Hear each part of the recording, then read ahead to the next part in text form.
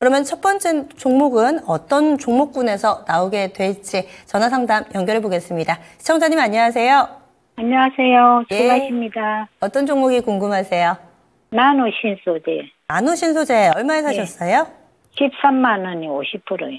네. 걱정입니다. 걱정이시라고. 나노 신소재, 비중이 너무 높으시네요. 네. 그렇죠. 이 종목을 언제쯤 사셨어요?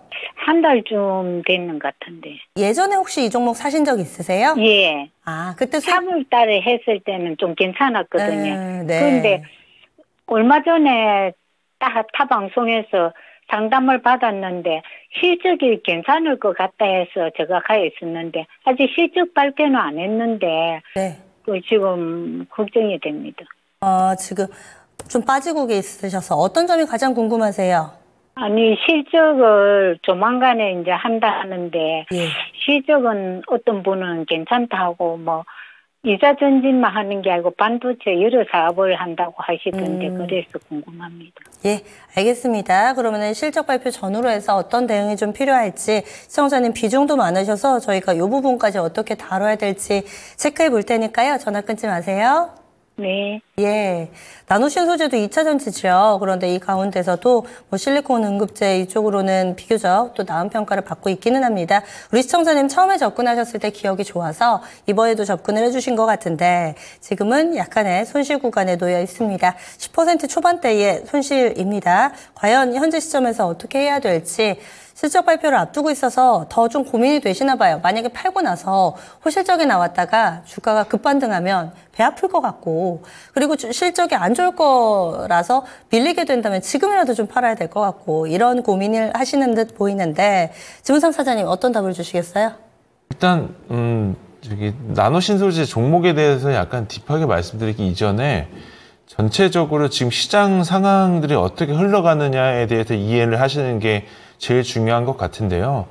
전체적으로 2차 전지 섹터들 같은 경우는 작년, 재작년까지만 하더라도 어떤 식으로 주가 흐름이 흘러갔냐면 회사 종목들 같은 경우가 배터리 양극재 그러니까 소재 딴의 회사들은 메탈 가격의 흐름에 따라서 주가가 급등락하는 그러한 흐름을 보였어요. 결국은 리튬 가격 내지는 탄산 리튬 가격이 급등을 하거나 아니면은 그 양극재 가격을 결정하는 요소 중에 가장 많은 비율을 차지하고 있는 니켈 가격이 니켈 가격이 올라가게 되게 되면은 소재단 업체들이 그거를 판가를 전가시킬 수 있기 때문에 이런 부분들에 인해서 마진율이 굉장히 좋아질 가능성이 있겠다 싶어서 작년, 재작년도에 이런 어떤 비철금속 가격의 흐름에 따라서 주가의 퍼포먼스가 굉장히 많이 갈렸었던 한 해였었거든요.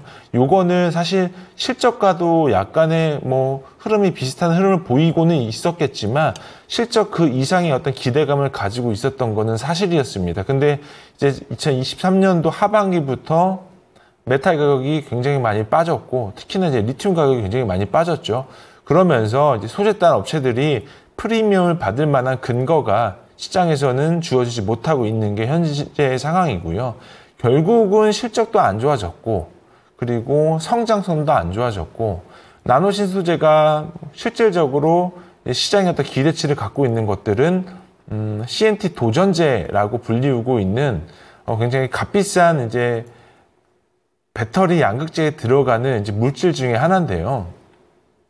지금 대부분의 2차 전지 이제 배터리 만드는 소재 회사들의 프리미엄을 받을 만한 회사들이 실리콘 음극재를 하고 있고 CNT 도전제를 하고 있는 회사예요. 이 회사들은 대주주 전자재료도 있고 지금 나노신소재도 있고 제2오도 있고 이런 회사들이 있는데 지금 2차 전지의 현재의 주소를 보면 3원계 그러니까 NCM이나 NCA라던가 이런 어떤 우리나라에서 많이 생산되고 있는 3원계 양극재가 아닌 지금은 조금 약간 값싼 LFP 배터리 위주로 많이 채택을 하려는 모습이 보이고 있고 국내 전기차 회사들 같은 경우도 3원계 배터리가 약간의 가격이 좀 비싸다 보니까 주행거리가 조금은 약간 낮더라도 LFP 배터리를 좀 쓰려고 하는 흐름들이 지금 조금씩 보이고 있거든요. 주가적인 부분들로 보더라도 LFP 배터리 관련된 종목들의 주가 흐름이 이런 프리미엄 양극재 만들고 있는 회사들의 주가 흐름보다 훨씬 더 양호하게 흘러가고 있는 모습을 보이고 있어요. 그러니까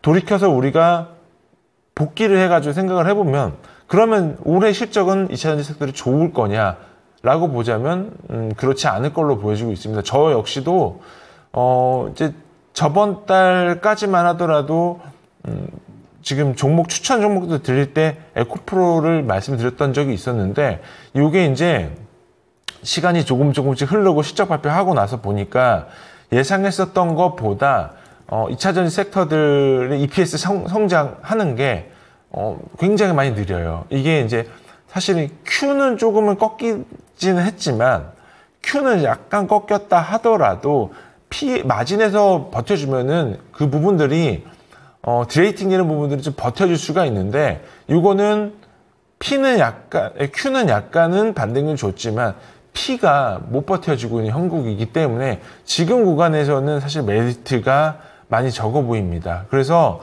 나노신소재 멀티플이 당연히 할인돼야 되고요. 지금 뭐 PER로 설명을 드릴 수가 없어요. 지금 시가총액이 1조 3천억인데요. 올해 예상치가 영업이익이 237억에 당기순이익 169억입니다. 아까 시청자분께서 이 회사 실적은 괜찮을 거다라고 얘기를 상담을 들으셨다고 하셨는데 실적은 꾸준하게 성장을 합니다.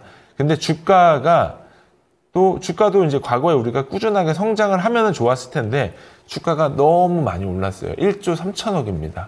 근데 이제 회사가 지금 정작 바라보고 있는 실적은 200억이 채 안 된다는 부분들. 그러면 너무 비싼 주식 중에 하나죠. 그러니까 이게 고평가 받을 만한 프리미엄을 받을 만한 어떤 여지가 된다면 첫 번째로 전기차 섹터가 굉장히 좋아져야 돼요. 이해하기 쉽게 말씀을 드리자면 대장주격으로 불리우고 있는 에코프로비엠, LNF, 포스코 퓨처엠 이런 양극재 회사들의 주가가 되게 좋아야 됩니다. 그래야 나노신소재든 이런 어떤 기타 연극재 회사들이든 이런 회사들의 주가가 좋을 가능성이 높기 때문에 그렇기 때문에 저는 일단은 보유 의견만 드리는 게 맞을 것 같고요. 반등 시 매도하시는 게 맞을 것 같습니다. 그래서 목표 주가는 시청자분 매수가 나오시면 비중 좀 많이 줄이시는 게 맞을 것 같고요. 목표 주가는 13만 원 제시해드리고 손절 라인은 전저점 깨지면 매도하시는 걸로 해서 98,000원 말씀드릴게요. 네. 시청자님 이렇게 해서 답을 드렸는데요. 아무래도 크게 좀 수익 내기에는 현재는 어려운 상황으로 원금 회복되시면 정리하자라고 결론을 드립니다. 더 궁금하신 사항 없으세요? 예. 네. 이렇게 해서 또 나노신소재 진단을 해드렸습니다.